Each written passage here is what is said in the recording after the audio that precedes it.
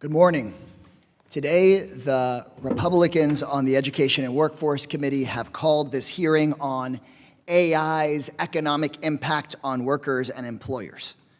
To the Republicans on this committee, that seems to mean, quote, a regulatory framework for AI efficiency or overregulation of AI, whatever that means. But I'd like to talk about the elephant in the room, the potential for AI to put millions of American workers out of a job starting now. Don't take my word for it. The CEO of Anthropic said that AI could wipe out half of all entry-level white-collar jobs and raise unemployment up to 20%. 20%. We haven't been at 20% unemployment since the Great Depression. Bill Gates said humans won't be needed, quote, for most things. And Elon Musk said, probably none of us will have a job. To Elon Musk, that might sound like a business opportunity, but to me, that sounds like a major crisis. This could be a huge problem. So what are Republicans in Congress doing about it?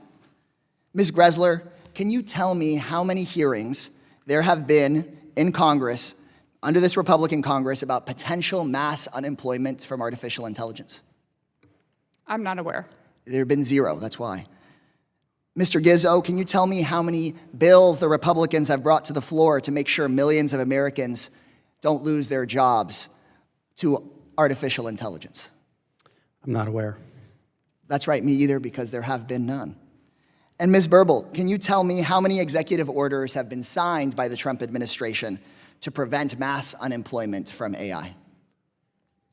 I'm not aware. That's right, because there have been zero. So we may have this huge crisis coming, but the people in charge aren't doing anything about it. That's interesting. I wonder why.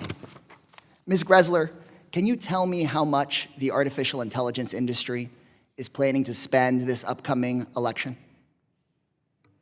I don't know, but when you're talking about artificial intelligence, there's also issues of definitions, and I don't know what you're including in that. Right. I know it can be hard to keep track, but just from looking at some initial reporting, Politico this morning said that Leading the Future, which is the Mark Andreessen AI front group, has raised $140 million.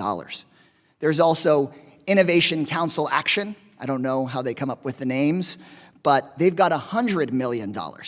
There's also the American Technology Excellence Project, which got $65 million from Mark Zuckerberg. I could go on and on and on, but the amount of money is obscene. And I think you can see in these hearings what that money buys them.